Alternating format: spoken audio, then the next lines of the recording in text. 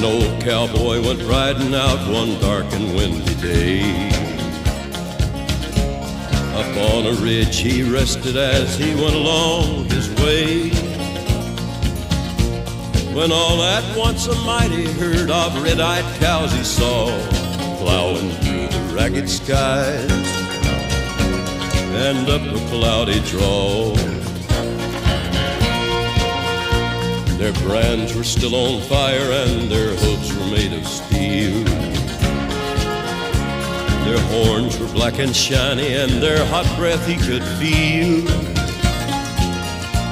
A bolt of fear went through him as they thundered through the sky, for he saw the riders coming hard, and he heard